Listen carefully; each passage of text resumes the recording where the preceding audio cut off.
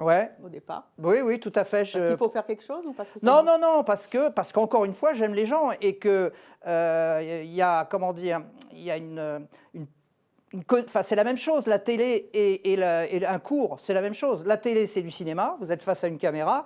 Un cours, c'est du théâtre. Vous avez une audience et quand cette audience est jeune, vous devez les motiver, vous devez les intéresser et c'est un challenge magnifique, surtout sur l'économie, parce qu'il n'y a rien de plus pénible que l'économie.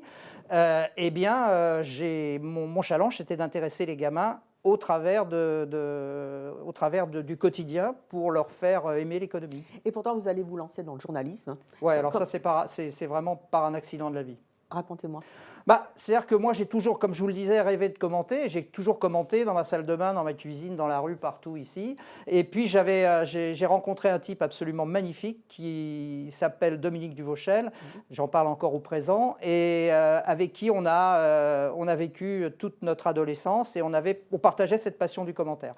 Et un jour, on était en train de jouer dans son pavillon, on jouait aux petits chevaux, mais en fait, on faisait des matchs de football.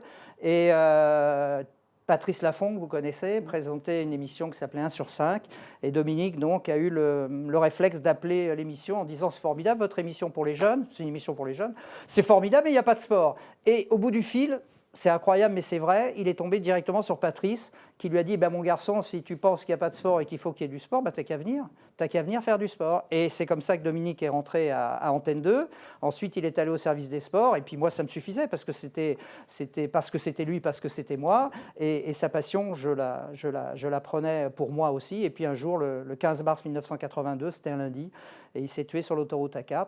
Et ce jour-là, je n'avais pas d'autre alternative que de prendre sa place parce qu'autrement, je devenais fou, comme je le suis déjà un peu. Et du coup, voilà. Donc, j'ai lâché l'éducation nationale. Ça a été très dur au niveau financier, je peux vous le dire, parce que ça a duré 3 ans à faire le siège du service des sports d'Antenne 2 qui n'en avait rien à faire de moi et je les comprends. Et puis, au bout de 3 ans, à force de rentrer par la fenêtre quand on vous mettait à la porte, eh bien, j'ai signé un contrat. Voilà.